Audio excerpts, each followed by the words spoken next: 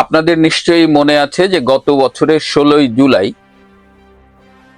রংপুরে শিবির ক্যাডার আবু সাইদকে কৌশলে হত্যা করে সেই হত্যার দায় আবার শেখ হাসিনার সরকারের উপরে চাপিয়ে দেওয়া হয়েছিল। যতই দিন যাচ্ছে আবু সাইদের হত্যা রহস্যটা ততই উন্মোচিত হয়েছে এবং এখন বিভিন্ন তথ্য উপাত্ত বিশ্লেষণ করে আমি অন্তত নিশ্চিত যে আবু সাইদকে সুপরিকল্পিতভাবে হত্যা করা হয়েছিল এবং সেই হত্যার দায়টা পরবর্তীতে পুলিশের উপরে চাপিয়ে পক্ষান্তরে শেখ হাসিনার সরকারের উপরে চাপিয়ে দেওয়া হয়েছিল। তো এই বছর গতকাল 16ই জুলাই ছিল সেই আবু সাইদের মৃত্যুর 1 বছর। আমার ধারণা ছিল যে যারা এই মেটিকুলাসলি ডিজাইন ষড়যন্ত্রটাকে বিপ্লব বলেন বা গণ অভ্যুত্থান বলেন, যারা এই শিবির ক্যাডার আবু সাইদকে হত্যা করে তাকে আবার শহীদের তকমা দেন, তারা অন্তত 16ই জুলাইটা একটু ভিন্নভাবে পালন করবেন। তারা সারা দেশব্যাপী আবু সাইদকে নিয়ে আলোচনা করবেন, আবু সাইদকে নিয়ে নাটক রচনা হবে, আবু সাইদকে নিয়ে গান লেখা হবে, আবু সাইদকে নিয়ে সাহিত্য হবে, আজ আবু সাইদকে নিয়ে সারা দেশের মিডিয়ায়ও একটা আলোচনা হবে। আমার ধারণা ছিল যে এইভাবে আবু সাইদকে মহিমান্বিত করার একটা প্রয়াস থাকবে, কিন্তু সেই সবের কোনো কিছু আমি দেখিনি। যদিও আপনারা জানেন যে এই মুহূর্তে আমি গত 3 দিন ধরে নেটওয়ার্কের বাইরে ছিলাম, আজকে আমি বিশেষভাবে এই নেটওয়ার্কে সংযুক্ত হয়েছে। I had to purchase this network, অনেক এক্সপেন্সিভ। তারপরে আমার কাছে মনে হয়েছে যে এই সময়ে আপনাদের সামনে আমার থাকা উচিত। তো 16ই জুলাই আবু সাইদকে ভুলে গিয়ে কেন মার্চ টু গোপালগঞ্জের মতো একটা প্রোগ্রাম দিতে হলো?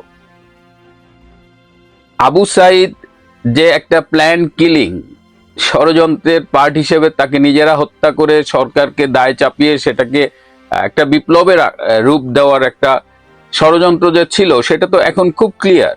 16ই জুলাই তারা আবু সাইদকে স্মরণ করলো না তেমন ভাবে, বরং তারা গোপালগঞ্জে গেল এবং দেখেন এনসিপি বিভিন্ন জেলায় ছোট ছোট প্রোগ্রাম করছে, হোয়াট এভার, একটা সদ্য জন্ম নেওয়া রাজনৈতিক দল হিসেবে তারা সেটা করতেই পারে।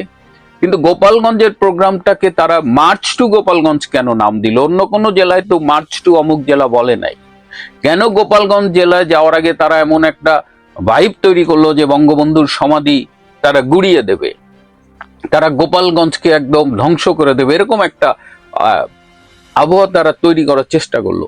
কেন এটা করলো, এটা নিয়ে আমার কাছে কিন্তু প্রশ্ন আছে। তারপরে গোপালগঞ্জ তারা গিয়েছে, কিন্তু গোপালগঞ্জবাসী এখানে একটু অ্যাসেসমেন্টের একটু সমস্যা ছিল এনসিপির কিংবা ইউনুস গংদের, যে গোপালগঞ্জকে সম্ভবত তারা ঠিকমতো চিনতে পারেনি। তো যেটা হয়েছে, এনসিপি সেখানে গেছে, এনসিপি সেখানে তেমন সমাবেশ করতে পারেনি। তারা কিছু যতদূর শুনলাম কিছু মঞ্চে উঠে স্লোগান দিয়েছে, তারা ভয় পায় না এরকম কথা বলেছে। কিন্তু গোপালগঞ্জের বাসীর প্রতিরোধের মুখে তারা পালিয়ে যেতে বাধ্য হয়েছে। তারা প্রথমে গেছে ডিসির বাড়িতে, ডিসির বাড়িতে নাকি তাদের দুপুরের দাওয়াত ছিল, ডিসির বাড়ি ভাঙচুর হয়েছে, সেখান থেকে পালিয়ে এসপির বাড়িতে আশ্রয় নিয়েছে। গোপালগঞ্জের জেলেও শুনলাম ভাঙচুর হয়েছে। তো আলটিমেটলি আমরা কি দেখলাম, যে গণপ্রতিরোধের মুখে এই এনসিপির যে বাচ্চা কাচ্চাগুলো আছে সেগুলো পালিয়ে গেছে। আমার অনেক বয়স হয়েছে, আমি প্রত্যক্ষভাবে রাজনীতির সাথে জড়িত ছিলাম, কিন্তু আমি কোনোদিন বাংলাদেশে দেখিনি যে কোনো রাজনৈতিক দলের নেতারা এই পুলিশ আর্মির এপিসিতে করে পালিয়ে যাচ্ছে। এটা তো আর্ম পার্সোনাল ক্যারিয়ার, এটাকে সাধারণ পাবলিক অনেক সময় ট্যাঙ্ক বলে।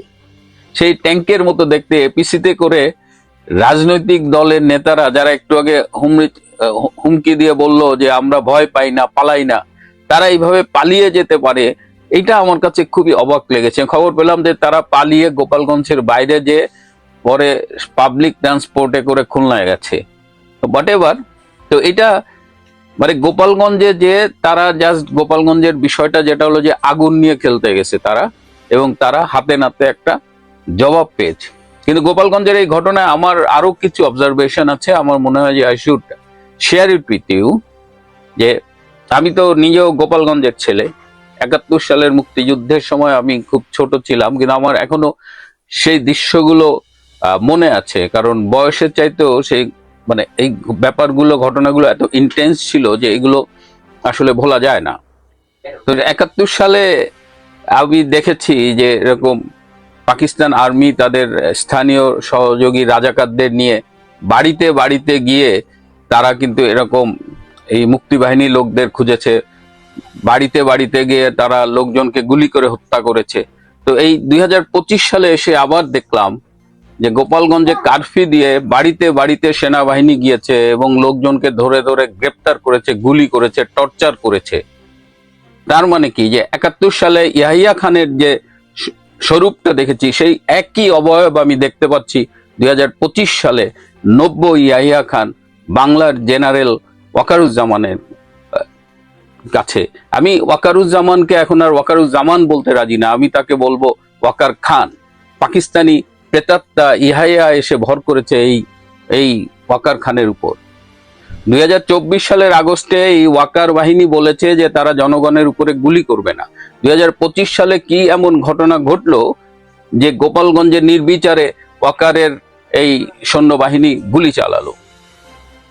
ভয়াবহ একটা তথ্য এসেছে আমার কাছে, 25 থেকে 30 জন শিবির কর্মী পুলিশের পোশাক পরে এই আন্দোলনে নেমেছিল এবং তারা নিরীহ জনগণের উপর এলোপাথারি গুলি করেছে।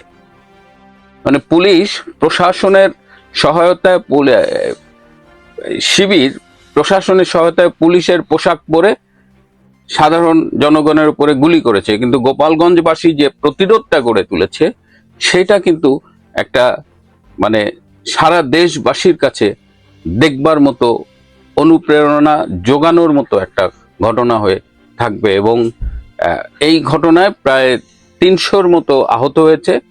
এই আহতদের গোপালগঞ্জের কোনো হাসপাতাল চিকিৎসা দিতে রাজি হয়নি। তাদের কিছু বরিশাল মেডিকেল কলেজে নিয়ে যাওয়া হয়েছে, কিছু ভিন্ন পথে ঢাকায় নিয়ে যাওয়া হয়েছে। মানে ডক্টর ইউনূসের ভয়াবহ অবস্থা যে আহতদের চিকিৎসা দেওয়া হয়নি। নিহতদের সংখ্যা নিয়েও একাধিক মতামত পাওয়া যাচ্ছে। মিনিমাম যেটা পাওয়া যাচ্ছে যে 12 জনকে হত্যা করা হয়েছে, কেউ কেউ বলছে যে 30 জন পর্যন্ত হত্যা করা হতে পারে, এবং বেশ কিছু লাশ নাকি সরিয়ে ফেলা হয়েছে গাড়িতে করে। তো যাই হোক, স্বাধীন বাংলাদেশে এই ওয়াকার খান, পাকিস্তানি ওয়াকার খানের সেনাবাহিনী গুলি করে পাখির মতো মানুষ মেরেছে, এবং সেটি শেষ নয়। শেষ খবর পাওয়া পর্যন্ত জানতে পারছি যে গোপালগঞ্জে এখনো এই সেনাবাহিনীর অত্যাচার চলছে।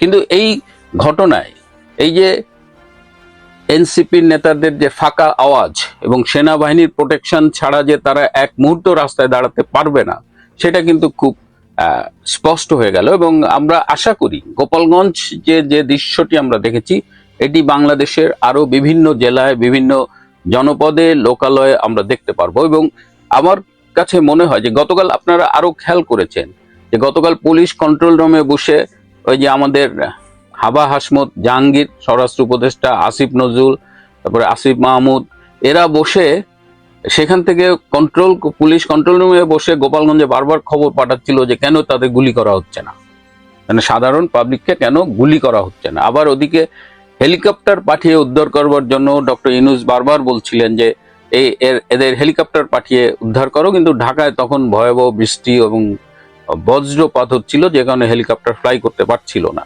এবং হেলিকপ্টার গোপালগঞ্জে কোথায় নামবে এরকম একটা অনিশ্চয়তার মধ্যে কালকে আলটিমেটলি যে মেসেজটা পাওয়া গেল সেটা হলো যে এই এনসিপির রাজাকার লালবদর এদের দিন সম্ভবত ফুরিয়ে আসছে, এবং বাংলাদেশে এরা যদি একটা সামগ্রিকভাবে জনরোষের মুখে পড়ে এদের পালানোর পথ খুঁজে পাওয়া যাবে না। এবং সেই দিন হয়তো বেশি দূরে নয় যেদিন বাংলাদেশের বিভিন্ন প্রান্ত থেকে মার্চ টু যমুনার ডাক দেওয়া হবে। প্রিয় বন্ধুরা, আজ এ পর্যন্তই।